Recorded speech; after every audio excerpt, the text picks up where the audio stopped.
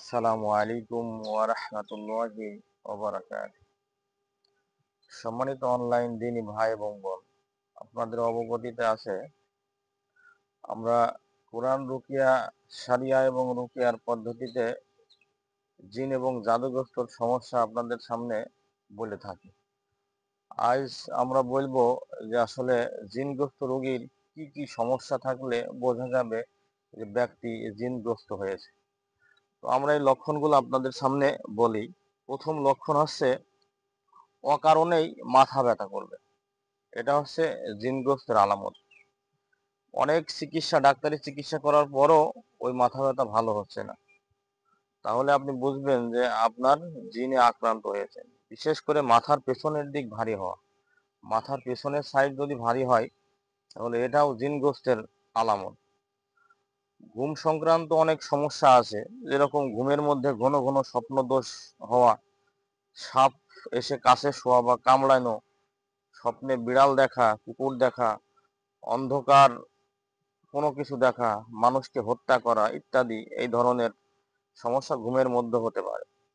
ঘুমের মধ্যে কান্না করা, কথা বলা বা কেঁপে ওঠা, ঘুমের মধ্যে শ্বাস বন্ধ হয়ে আসা বা শরীর অবশ হয়ে যাওয়া, এগুলো সবই জিনগ্রস্তের আলামত।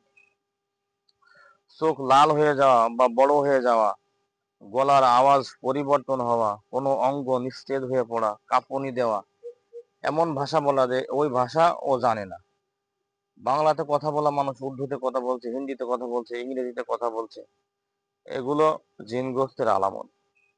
আরো কিছু আলামত আছে, যেমন হঠাৎ রাগ বা হিংস্র আচরণ। হঠাৎ করে একদমই অনাকারণে রাগ করে ফেলা, হিংস্র আচরণ করা, নিকটজনের উপরে হামলা করা, গালমন্দ করা, বিঘ্নতা, কান্না, একাকিত্ব, কোনো কারণ ছাড়াই গভীর দুঃখ বোধ করা, নিজের মৃত্যু চাওয়া বা আত্মহত্যার চিন্তা করা, সমাজ ও পরিবার থেকে নিজেকে গুটিয়ে নেওয়া, ইবাদতে অনীহা।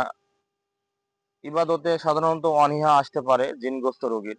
নামাজ পড়তে ইচ্ছা না হওয়া, নামাজ কালাম পড়তে ভালো লাগে না, যারা কোরআন এবং হাদিসের কথা বলে তাদের কথা ভালো লাগে না, কোরআন শুনলেই মাথা ব্যথা করে, অস্থিরতা ভাব লাগে, ইসলামিক আলোচনা বিরক্তি বা ভয় পায়, ভালো লাগে না, এগুলো সবই হচ্ছে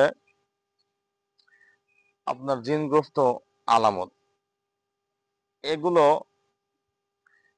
এগুলো যখন সারিয়া এবং রুকিয়া করা হবে তাহলে বোঝা যাবে যে জিনগ্রস্ত এই রোগীগুলো হচ্ছে জিনগ্রস্ত।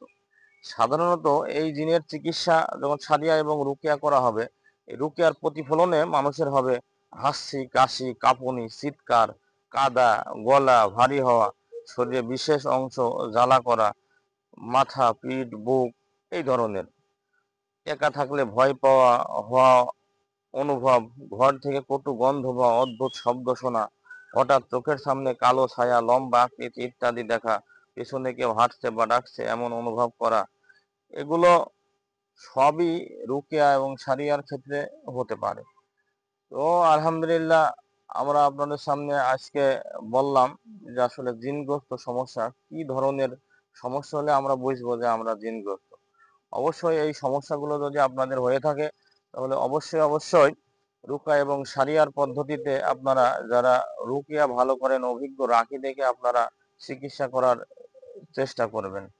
এর বাইরে আপনি কোনো কবিরাজের কাছে যাবেন না, কোনো গণকের কাছে যাবেন না, এরা মিথ্যাচার করে। এবং রাসূলুল্লাহ সাল্লাল্লাহু আলাইহি ওয়াসাল্লাম এ ব্যাপারে বলেছেন, কেউ যদি গণকের কাছে যায় আর গণকের কথাকে বিশ্বাস করে, সে মুহাম্মদ সাল্লাল্লাহু আলাইহি ওয়াসাল্লামের আনিত দিনকে মিথ্যাচার করেছে, দিনকে অবমাননা করেছে, দিনকে মানেনি।